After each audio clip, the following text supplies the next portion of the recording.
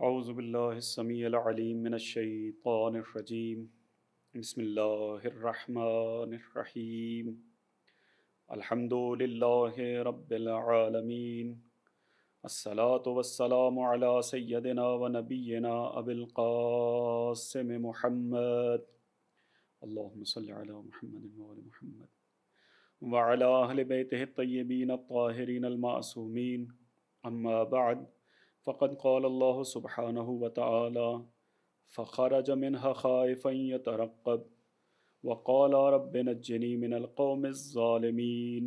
صلوات پڑھیں محمد و آل محمد پر، اللہم صلی علی محمد و آل محمد۔ تاریخ کربلا کے عنوان سے سلسلہ گفتگو جاری ہے، اور اس تمام تر گفتگو کی بنیاد سورہ قصص کی وہ آیت ہے جسے ہم نے شروع میں سرنامہ کلام قرار دیا تھا، جو تحریک کربلا کا آغاز ہے، جو ایک جہت سے، ایک لحاظ سے واقعہ کربلا کے ایک بہت اہم پہلو کو نمایاں کر رہی ہے۔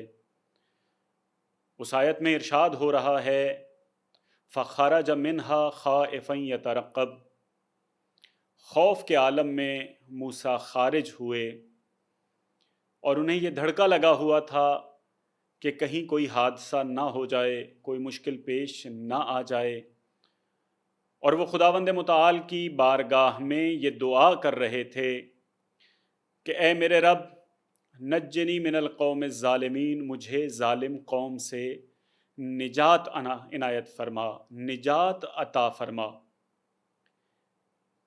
اس آیے کے ذیل میں تاریخ کربلا کے مختلف پہلو بیان کیے جا رہے ہیں۔ بہت سے سوالات جو تاریخ کربلا کے لحاظ سے، تاریخ اسلام کے حوالے سے ذہنوں میں اٹھتے ہیں، ان کی طرف متوجہ کیا جا رہا ہے، خود کچھ سوال اٹھائے جا رہے ہیں۔ آج سلسلہ گفتگو کو ہم مکہ ہی سے جاری کریں گے۔ تحریک کربلا کاروان حسینی مکہ میں پہنچ چکا ہے۔ مکے کے حوالے سے کافی حد تک گزشتہ مجلس میں اشارہ کیا جا چکا ہے۔ آج سلسلہ کلام کو یہیں سے آگے بڑھائیں گے، اور تقریباً مکے میں قیام گزر چکا ہے، اور اس کے بعد کی صورتحال کا ایک جائزہ لینا مقصود ہے۔ عام طور پر تاریخ کربلا میں یہ سوال ہمارے نوجوان پوچھتے ہیں، بہت سے لوگوں کے ذہنوں میں یہ سوال اٹھتا ہے کہ امام حسین علیہ السلام نے اپنے قیام کے لیے، اپنی تحریک کے لیے، اپنے اس سارے سلسلے کو بام عروج تک پہنچانے کے لیے کوفے کا انتخاب کیوں کیا، جبکہ کوفہ وہ ہے کہ جس کے بارے میں روایات موجود ہیں، جس کے بارے میں تاریخی حقائق موجود ہیں کہ اس کوفے نے علی بن ابی طالب کے ساتھ کیا سلوک کیا، اس کوفے نے امام حسن کے ساتھ کیا سلوک کیا، اس کوفے کی خصوصیات کیا ہیں۔ یہ اپنی جگہ ان روایات سے ابھی فی الحال کوئی سروکار نہیں، لیکن اس کے ساتھ ساتھ ہمیں ایسے صحابہ نظر آتے ہیں، ایسی عظیم شخصیات نظر آتی ہیں جو امام حسین کی خدمت میں آتی ہیں، اور آ کر امام حسین علیہ السلام کو یہ مشورہ دیتی ہیں کہ آقا کوفہ نہ جائیے گا، آقا کوفہ تشریف نہ لے کر جائیے گا، اس لیے کہ کوفے کے لوگ وفا نہیں کرتے۔ یہ ایک بنیادی سوال ہے، یہ بصیرت کے حوالے سے بھی بہت زیادہ اہمیت کا حامل ہے، کہ بعض شخصیات کا کہنا یہ ہے کہ جیسے ابن عباس نے پیش گوئی کی تھی یا اور دیگر افراد نے بتایا تھا، بالکل حادثات ویسے ہی رونما ہوئے۔ کوفے والوں نے وفا نہیں کی، کوفے نے اس طرح سے امام حسین کا ساتھ نہیں دیا جس طرح خط لکھتے ہوئے کوفے والے باتیں کر رہے تھے۔ تو یہ مسئلہ کیا ہے کہ وہ حقائق، وہ سیاسی صورتحال، وہ کوفے کی وضعیت اور کوفے کی صورتحال، داخلی صورتحال جس سے ابن عباس دور بیٹھ کر آگاہ ہیں، حسین ابن علی آگاہ نہیں ہے، امام حسین کو معلوم نہیں ہے، تو سوال یہاں یہ بنتا ہے کہ کوفے میں ایسی کون سی خصوصیت ہے کہ قیام حسینی، تاریخ حسینی تحریک کربلا کے لیے سب سے بہترین مرکز قرار پا رہا ہے۔ آئیے میں آپ کو چند شہروں کی طرف متوجہ کرتا ہوں۔ میں گزشتہ مجالس میں بھی اشارہ کر چکا ہوں کہ جو چند شہر ہیں اس وقت کے اسلام کے ملک اسلام کے مملکت اسلام کے جو بڑے بڑے شہر ہیں وہ 5 ہیں۔ مدینہ ہے، مکہ ہے، بصرہ ہے، کوفہ ہے، دمشق ہے۔ اس کے علاوہ کچھ چھوٹے شہروں میں یمن وغیرہ بھی آ جاتے ہیں۔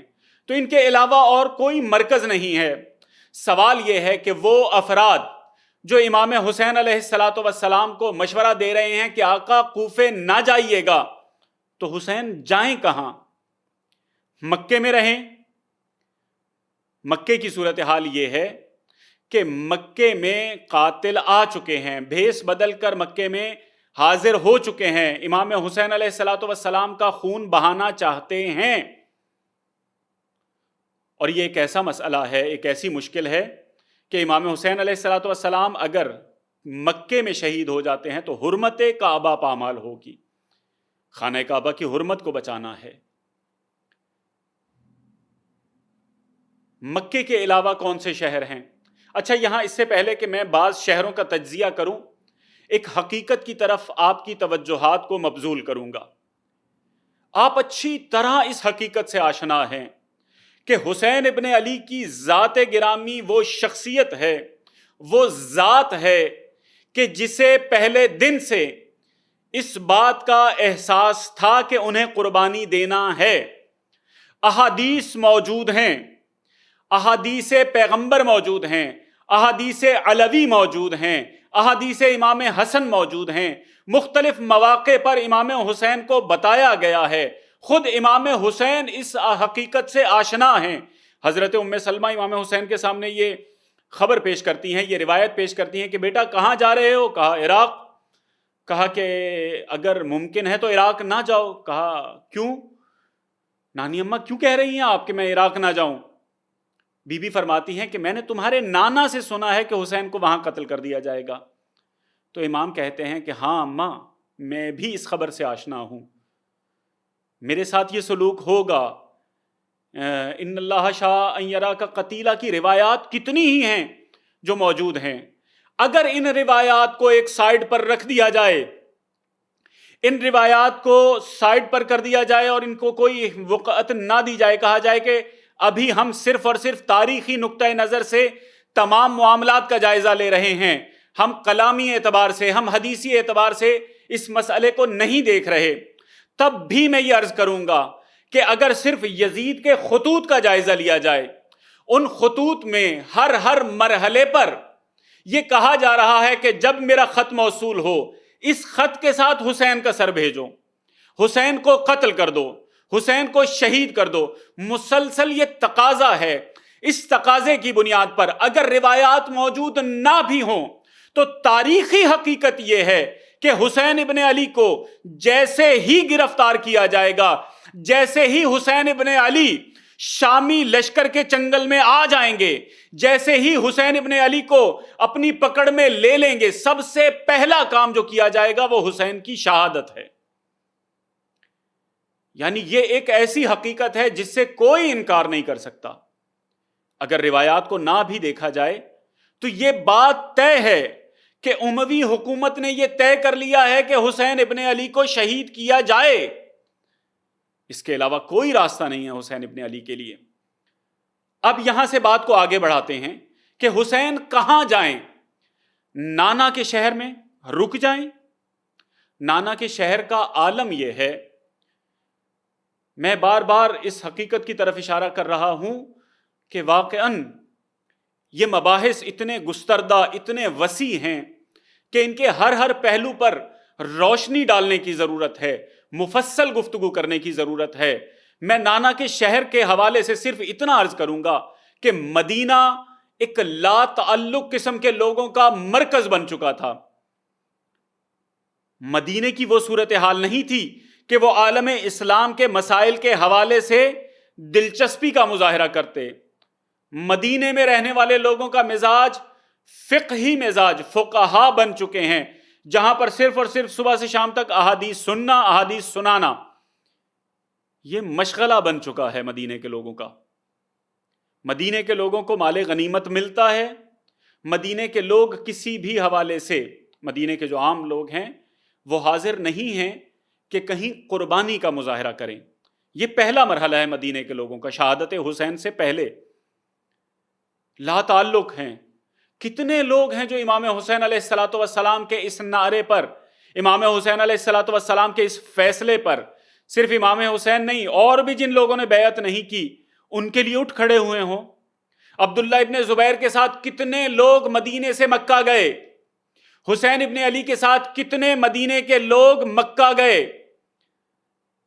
اگر ہمیں ایک بنی ادے کے عبداللہ ابن مطیع کو کچھ لوگ آزاد کرواتے ہوئے نظر آ رہے ہیں تو وہ اس بنیاد پر نہیں کہ ان کو اسلام کی بنیاد پر قید کیا گیا ہے، وہ قبائلی بنیادوں پر عبداللہ ابن مطیع کے لیے کھڑے ہوئے ہیں۔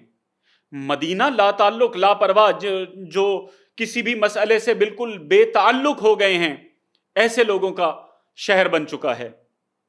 یہاں اگر حسین ابن علی رکتے ہیں تو اگر ولید نے پہلے مرحلے پر امام حسین کی شہادت کے لیے اقدام نہیں کیا تو ولید کے ہٹتے ہی اگر حسین ابن علی وہاں رکتے تو ولید کو ہٹا کر کسی ایسے شخص کو حکمران بنایا جاتا اور مدینے کے اندر امام حسین علیہ الصلوۃ والسلام کو شہید کر دیا جاتا اور اس کی خبر تک نہ نکلتی۔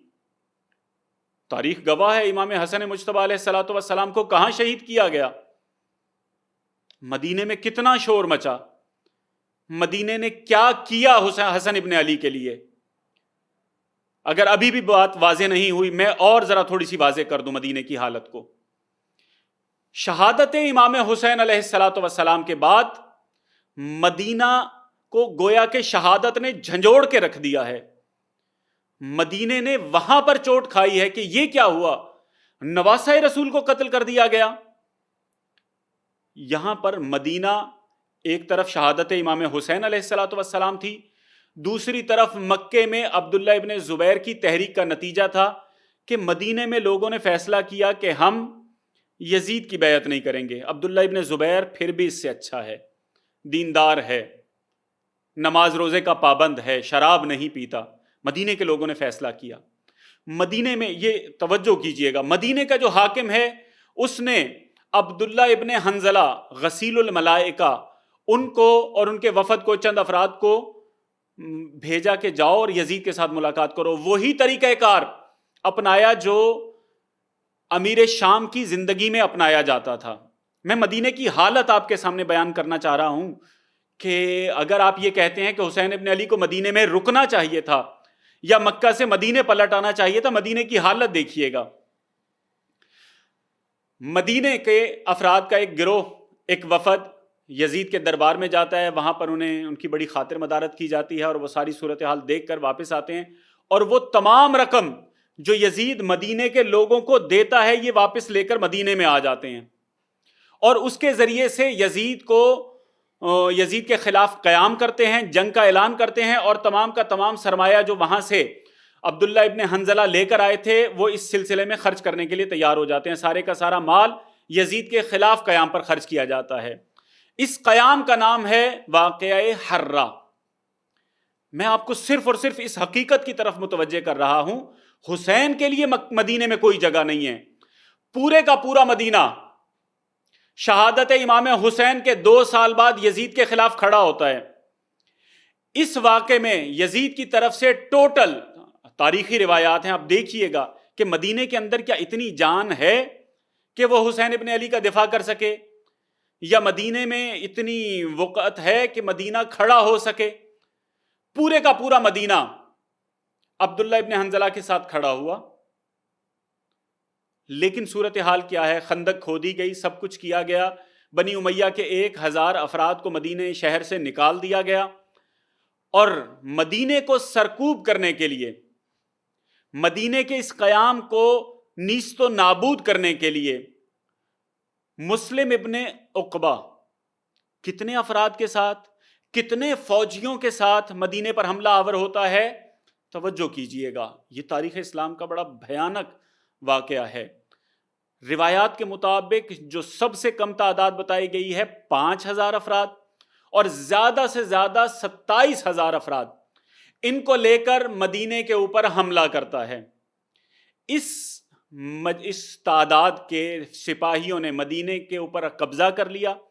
قبضہ کرنے کے بعد بعض روایات کے مطابق 4,000 افراد اور زیادہ سے زیادہ 11,000 افراد کو قتل کیا، جس میں 700 حاملان قرآن تھے، یعنی ایسے افراد جنہوں نے قرآن مجید کو حفظ کیا ہوا تھا۔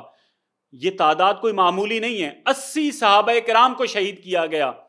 80 صحابہ کرام، ان افراد کی شہادت کے بعد مدینے میں یہ کہا جاتا تھا کہ اب زمین پر کوئی اہل بدر میں سے موجود نہیں ہے، یعنی جس نے جنگ بدر دیکھی ہو کوئی زندہ نہیں رہا۔ آج مجھے بتائیے کہ اتنی بڑی تعداد میں اصحاب، اتنی بڑی تعداد میں حاملان قرآن، اتنی بڑی تعداد میں دیگر مسلمان قتل ہونے کے بعد کہاں تذکرہ کیا جاتا ہے واقعہ حرہ کا؟ گم ہو گیا واقعہ حرہ، اس لیے کہ مدینے کے لوگ لا تعلق تھے، شامل ہوئے لیکن اس مسئلے سے وابستہ نہیں رہے۔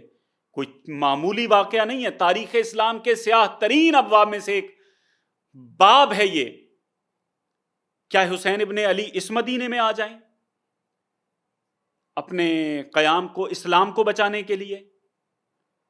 یہاں تو اس کے بعد حقیقتاً دامن وقت میں گنجائش نہیں ہے۔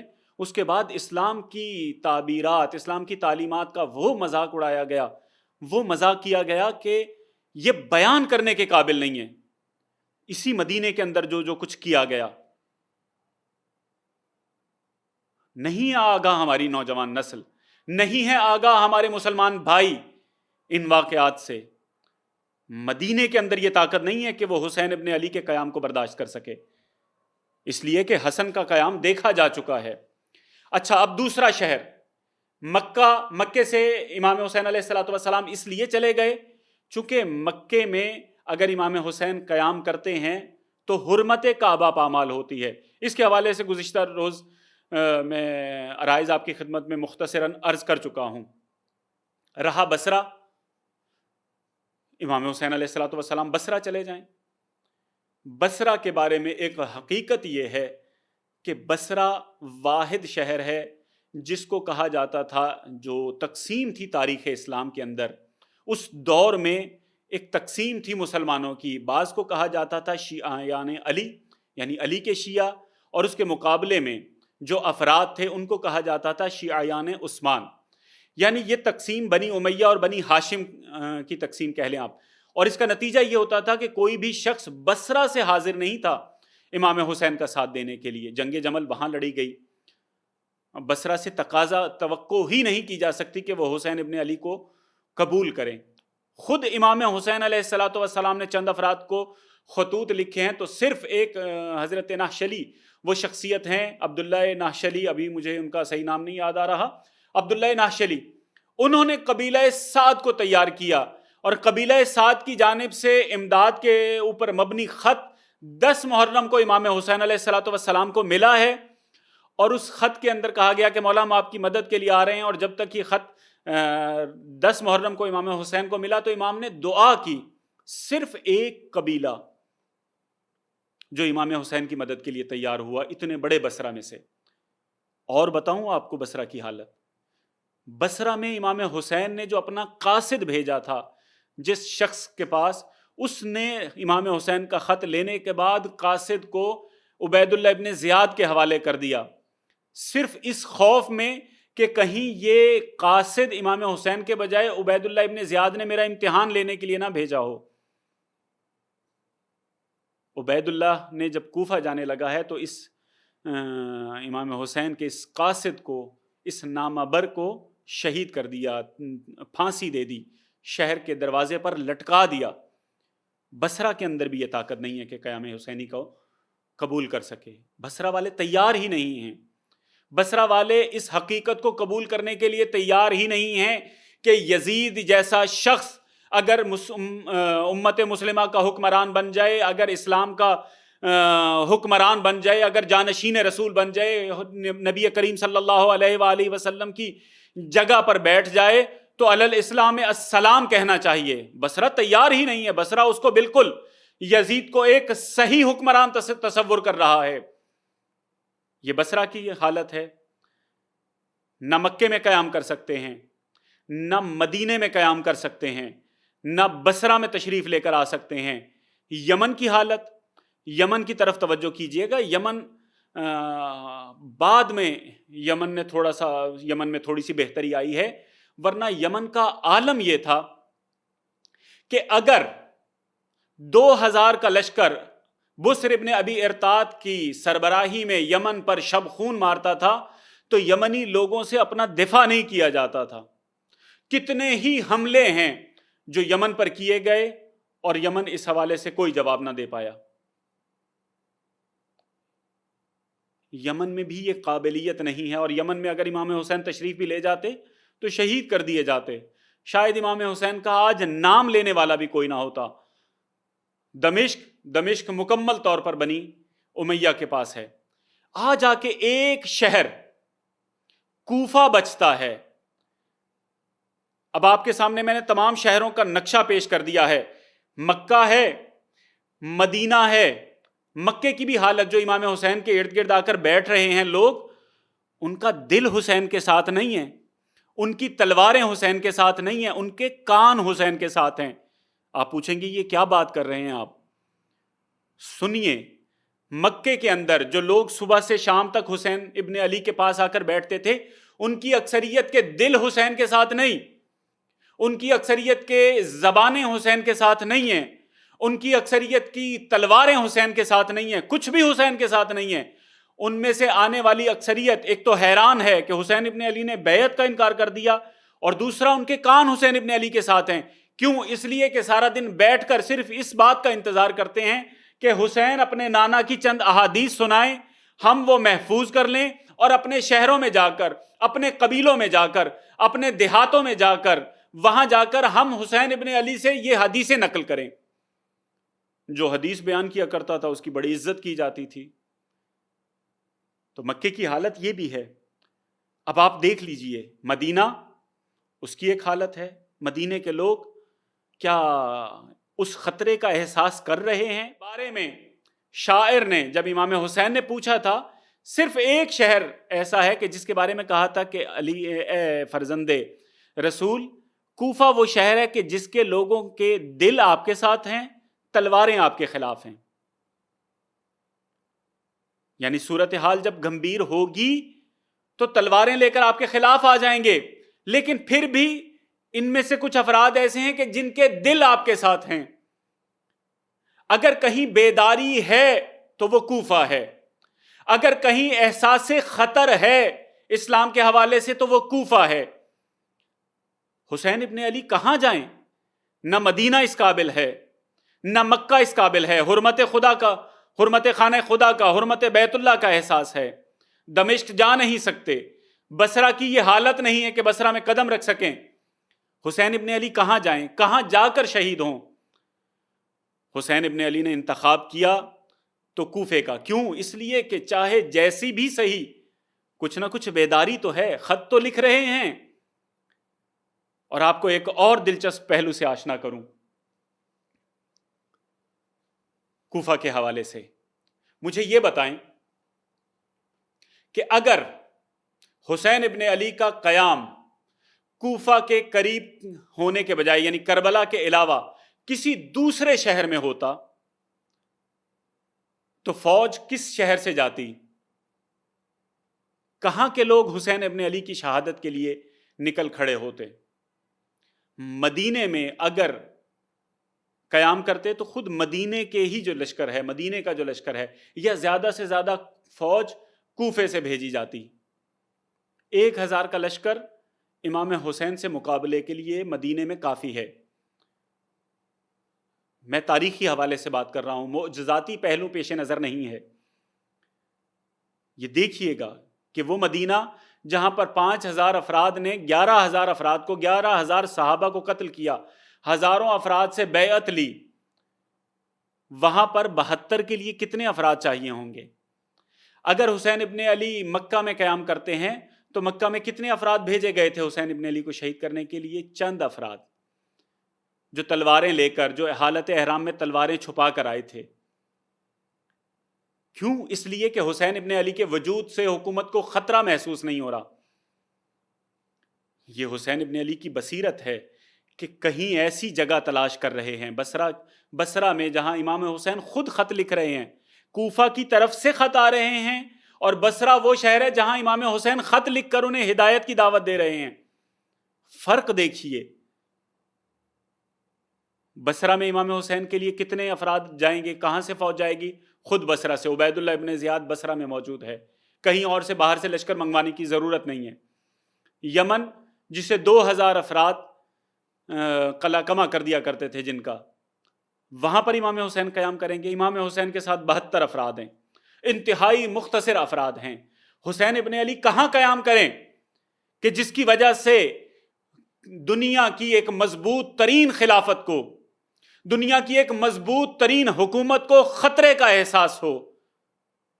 امام حسین علیہ السلام نے انتخاب کیا تو کوفے کا، اور اپنے انتخاب میں، سیاسی انتخاب میں، اس شہر میں قیام کے انتخاب میں حسین نے جس بصیرت کا مظاہرہ کیا، عبداللہ ابن عباس اس بصیرت کو سمجھ ہی نہیں سکتے۔ آج اس بصیرت کے ایک پہلو سے اتنے 100 سال گزرنے کے بعد مؤرخین متوجہ ہو رہے ہیں کہ حسین ابن علی نے اس وقت تک جتنے بھی شہر موجود تھے، جتنی بھی جگہ موجود تھی، ان میں سب سے بہترین جگہ کا انتخاب کیا۔ عبداللہ ابن عباس اور ان جیسی دیگر شخصیات وہ صرف اور صرف ظاہر دیکھ رہے ہیں۔ حسین ابن علی نے جس جگہ کا انتخاب کیا، کتنے افراد آئے ہیں حسین سے مقابلے کے لیے؟ 30,000 افراد۔ کتنے افراد سے مقابلے کے لیے؟ صرف 70 افراد سے مقابلے کے لیے، 72 افراد سے مقابلے کے لیے۔ یا اگر امام حسین علیہ السلام کے ساتھیوں کے بارے میں وہ روایات جو 105 یا 102 افراد بیان کرتی ہیں، یا اس سے چند کچھ زیادہ افراد بیان کرتی ہیں، ان روایات کو بھی تسلیم کر لیا جائے تو کتنے افراد جنگ کے لیے آنے چاہیے؟ 30,000 افراد۔ 30,000 افراد کا کیا تعلق ہے 100 افراد سے مقابلے کے لیے؟ یہ توجہ کیجئے گا، حسین ابن علی کا اقدام معمولی اقدام نہیں ہے۔ صرف یہی نہیں، اس سے بڑھ کر میں انشاءاللہ اگلے جلسات میں، اگلی مجالس کے اندر ان حقائق کی طرف اگر فرصت ہوئی اور دامن وقت میں گنجائش ہوئی تو اشارہ کروں گا کہ 30,000 کا لشکر، البتہ بعض روایات کے اندر 30,000 سے زیادہ کا لشکر بیان ہوا ہے، لیکن یہ جو 30,000 کی روایات ہیں یا 18,000 کی روایات ہیں، ان کو مورخین کہتے ہیں صحیح ترین روایات ہیں۔ مجھے یہ بتائیے کہ 100 افراد سے، 72 افراد سے لڑنے کے لیے 1,000 افراد زیادہ ہوتے ہیں۔ 1,000 افراد کی تعداد بہت زیادہ ہوتی ہے، وہ بھی 1,000 افراد ایسے جو اسلام کی چھاونی میں، اسلام کی کینٹ میں، اسلام کے مرکز میں جو پروفیشنل سپاہی تھے، جو پروفیشنل فوجی تھے، ان کو بھیجا گیا۔ مکہ بالآخر اسلام کا سب سے بڑا مرکز تھا، فوجیوں کے حوالے سے، لشکر کے حوالے سے سب سے بڑا مرکز کوفہ تھا، تو کوفہ سے 1,000 افراد کافی تھے۔ یہ 30,000 افراد کیوں بھیجے جا رہے ہیں؟ اس کا مطلب یہ ہے کہ حسین ابن علی جانتے ہیں کہ بصیرت کے لحاظ سے سب سے بہترین جگہ کوفہ ہے۔ حسین یہاں ان 30,000 افراد کے سامنے اپنی جان دے دیں گے، اپنی مظلومیت کو نمایاں کر دیں گے، تو قیامت تک کے لیے دین پیغمبر محفوظ ہو جائے گا۔ قاتل ہیں حسین کے، لیکن حسین کی مظلومیت کو دیکھ کے گریہ کریں گے۔ قاتل ہیں حسین کے، لیکن حسین کے پیغام کو سمجھیں گے۔ قاتل ہیں حسین کے، لیکن اس حقیقت سے آشنا ہو جائیں گے کہ ہم جو کچھ کر رہے ہیں غلط کر رہے ہیں۔ حسین کا قیام، کوفے کا انتخاب کوئی معمولی انتخاب نہیں ہے، بہت ہی سوچ سمجھ کر انتخاب کیا گیا ہے۔ کوفے کے علاوہ کوئی ایسی جگہ ہی نہیں ہے جہاں حسین کی مظلومیت نمایاں ہو سکے۔ کوفہ اس وقت کے عالم اسلام میں شعور اور فکری سطح کے لحاظ سے سب سے بالا تر تھا۔ یہ حسین کا کمال تھا جس کی نظر دیکھ رہی تھی۔ انشاءاللہ اگلے چند ایام میں کوشش کروں گا کہ اس حوالے سے مزید عرائض آپ کی خدمت میں پیش کروں۔ اب دامن وقت میں گنجائش نہیں ہے، میں ذکر مصیبت کے چند جملے آپ کی سماعتوں کی نظر کرنا چاہتا ہوں۔ آج کی شب پوری دنیا میں ثانیہ زہرا کے بچوں کی یاد کے طور پر منائی جاتی ہے۔ آج کی شب میں ثانیہ زہرا کے بچوں کا، اون و محمد کا تذکرہ کیا جاتا ہے۔ اگر ماں کا تصور دیکھنا ہو، اگر کسی شخصیت میں ممتا دیکھنی ہو تو وہ زینب بنت علی ہے۔ زینب جس شخصیت نے علی اکبر کو پالا تو ماں بن کر، جس نے عباس کو پالا تو ماں بن کر، قاسم اپنی ماں کے ساتھ اسی طرح سے محبت کرتے ہیں جیسے زینب کے ساتھ، اس لیے کہ دیکھ رہے ہیں کہ زینب بالکل ماں ہے۔ حسین سیدہ زینب سے ایسے ہی محبت کرتے ہیں، ایسے ہی احترام سے پیش آتے ہیں جیسے ماں سے پیش آتے تھے۔ جو شخصیت کربلا میں بنی ہاشم کے تمام افراد کے لیے ماں کا درجہ رکھتی ہو، جو حسین ابن علی سے علی اصغر تک ماں کی حیثیت رکھتی ہو، مجھے یہ بتائیں وہ خود اپنے بچوں کے لیے کیسی ماں ہوگی؟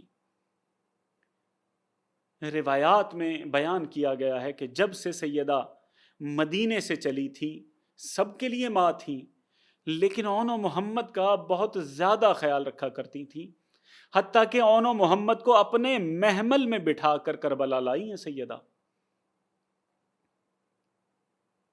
اور جب شب عاشور ہوئی ہے تو سیدہ نے اپنے ہاتھ سے تیار کیا، اون و محمد کی تلواریں نکال کر رکھی، ننھی ننھی سی تلواریں۔ رات کو بابا علی اور حضرت جعفر طیار کے قصے سنائے ہیں شہادت کے حوالے سے، کہ شہادت سے کتنی محبت کرتے تھے، کیسے جنگجو تھے، کیسی عظیم شخصیات تھیں۔ بچوں کو یہ قصے سنائے، اس اہمیت کو اجاگر کیا، شہادت کو اجاگر کیا کہ صبح عاشور یہ دونوں ننھے ننھے مجاہد چھوٹی چھوٹی تلواریں، چھوٹے چھوٹے ڈھالیں لے کر انتظار کر رہے ہیں کہ کب ہمیں اجازت دی جائے۔ کبھی امام حسین کے خیمے میں جاتے ہیں، اجازت مانگتے ہیں، امام اجازت نہیں دیتے، واپس آ جاتے ہیں، جنگ دیکھتے ہیں۔ کبھی یہ دیکھتے ہیں کہ اب جنگ شروع ہو چکی ہے، اب لاشیں آنا شروع ہو گئی ہیں۔ جیسے ہی کوئی لاش آتی ہے، جیسے ہی کوئی جوان امام حسین سے اجازت مانگنے کے لیے آتا ہے، امام حسین اس جوان کو، اس صحابی کو، ان آوان و انصار کو رخصت کرتے ہیں۔ فوراً یہ بچے پہنچ جاتے ہیں کہ ماموں ہمیں اجازت دے دیجئے، ہم بھی جنگ کرنا چاہتے ہیں۔ امام اجازت نہیں دیتے۔ آپ خود اندازہ لگائیں وہ بچے جو 3 دن سے پیاسے ہوں، بار بار اجازت مانگنے کے لیے آنے جانے کی وجہ سے کتنے تھک چکے ہوں گے۔ ارے عزاداران مظلوم کربلا، جیسے ہی حضرت مسلم کے بچوں کی قربانی شروع ہوئی، حضرت خاندان حضرت عقیل کی قربانی شروع ہوئی، تو یہ دونوں بچے تڑپ کر جناب سیدہ زینب کے پاس جاتے ہیں۔ اماں جان، اب تو حضرت مسلم اور حضرت عقیل کی اولاد کی قربانی شروع ہو چکی ہے، اب تو ہمیں اجازت دلوا دیجئے۔ بس عزادارو، صرف ایک مصیبت کی طرف اشارہ کرنا ہے۔ یہ سن کر جناب سیدہ زینب نے جب دیکھا کہ اب ایسا مرحلہ آ چکا ہے تو کہا، اون و محمد آؤ میرے ساتھ چلو۔ یہ کہہ کر اون و محمد کے ہاتھ تھامے ہیں بی بی نے اور خیمہ امام حسین علیہ السلام میں تشریف لائیں۔ امام حسین سے عرض کرتی ہیں کہ آقا ان دونوں کو اجازت دیجئے۔ حسین ابن علی جو آج سارا دن ان بچوں کو اجازت دینے کے لیے تیار نہیں تھے، جیسے ہی جناب سیدہ زینب کے چہرے پر نظر پڑی، اون و محمد کے ہاتھوں کو دیکھا، اس کیفیت کو دیکھنے کے بعد، اس منظر کو دیکھنے کے بعد امام حسین کے چہرے پر موت کے آثار طاری ہو گئے، چہرے پر غم کے بادل چھا گئے۔ حسین ابن علی کہتے ہیں کہ اون محمد جاؤ، تمہیں اجازت دی، میرے بچوں بسم اللہ جاؤ میدان میں۔ ہم سوال کریں گے کہ آقا یہ بچے صبح سے آپ کے خیمے میں آ رہے ہیں، جا رہے ہیں، اجازت طلب کر رہے ہیں، ان کو اجازت نہیں دی، اب جو زینب کے چہرے پر نظر پڑی ہے آپ نے کیوں اجازت دے دی؟ ممکن ہے آقا جواب دیں کہ تم جانتے نہیں ہو، زینب ثانیہ زہرا ہے۔ یہ زینب کو جو آج میں نے اجازت کے لیے آتے ہوئے دیکھا تو مجھے وہ منظر یاد آ گیا کہ ایک مرتبہ میں اور میرے بھائی حسن کے ساتھ میری ماں زہرا مسجد میں گئی تھیں اپنا حق مانگنے کے لیے۔ وہاں ماں کو مختلف لوگوں سے ہم کلام ہونا پڑا تھا، وہاں ماں نے خطبہ دیا تھا، گفتگو کی تھی، نانا کی مسجد تھی، نانا کے چاہنے والے موجود تھے، لیکن وہاں جو کچھ ہوا، وہاں جس طرح سے میری ماں کے ساتھ پیش آیا گیا ہے، وہ ایک درد تھا، وہ ایک غم تھا جو نہ کبھی حسن نے فراموش کیا، نہ کبھی میں بھول پایا۔ جب بھی ہم بھائیوں کو وہ منظر یاد آتا تھا، وہ وقت یاد آتا تھا تو ہم گریا کرتے تھے۔ آج تک وہ منظر ہمیں رلاتا ہے، آج تک وہ درد ہمیں رلاتا ہے۔ آج جب میں نے یہ منظر دوبارہ زندہ دیکھا، آج جب یہ منظر دوبارہ میری آنکھوں کے سامنے آیا تو مجھے یاد آیا کہ جب میں یہ برداشت نہیں کر سکا، حسن برداشت نہیں کر سکا، تو یہ اون و محمد یہ بڑے نازوں کے پالے ہوئے ہیں، عبداللہ ابن جعفر نے انہیں بڑی ناز و نعمت میں پالا ہے، یہ کل کو برداشت نہیں کر پائیں گے جب زینب کے سر پر چادر نہیں ہوگی۔ ارے ماں جب میری مسجد میں گئی تھی، اس جگہ پر گئی تھی تو چادر سر پر موجود تھی، بڑے احترام کے ساتھ گئی تھی، لیکن ہم برداشت نہیں کر سکے۔ یہ اون و محمد کس طرح سے برداشت کریں گے کہ سیدہ زینب کے سر پر چادر نہیں ہے، اور اس سے بھی بڑھ کر زینب کو شرابیوں کے ساتھ ہم کلام ہونا پڑ رہا ہے۔ اگر آج اون و محمد کو اجازت نہیں دی، اگر آج اون و محمد کو شہادت کے لیے نہیں بھیجا تو کل یہ منظر دیکھ کر شہید ہو جائیں گے۔ الا لعنت اللہ علی القوم الظالمین وسیعلم الذین ظلموا ای منقلب ینقلبون۔ پروردگارہ ہماری اس قلیل سے عبادت کو اپنی بارگاہ میں قبول و منظور فرما۔ بار الہ تیری بارگاہ میں دست بدعا ہیں کہ وہ تمام مومنین جو دنیا بھر میں عزاداری امام حسین علیہ السلام میں مشغول ہیں، پروردگارہ ان کی توفیقات خیر میں اضافہ فرما، بار الہ ان کی حفاظت فرما، پروردگارہ انہیں ہر قسم کے شر، آفات، بیماریوں سے محفوظ فرما۔ پروردگارہ اس تمام سلسلے کا انعقاد کرنے والے بزرگان، برادران جو اکیڈمی کی جانب سے، ولایت ٹی وی کی جانب سے اس سلسلے کو جاری رکھے ہوئے ہیں، پروردگارہ ان کی توفیقات خیر میں اضافہ فرما۔ بار الہ معارف اہل بیت کی نشر و اشاعت میں، ترویج میں ان کی مدد فرما۔ پروردگارہ تجھے واسطہ محمد و آل محمد کا ہمیں امام عصر علیہ السلام کے اعوان و انصار میں قرار دے۔ بار الہ انہیں ہم سے راضی و خوشنود فرما۔ پروردگارہ اپنی آخری حجت کا ظہور فرما برحمتک یا ارحم الراحمین۔ اللہم صلی علی محمد و آل محمد۔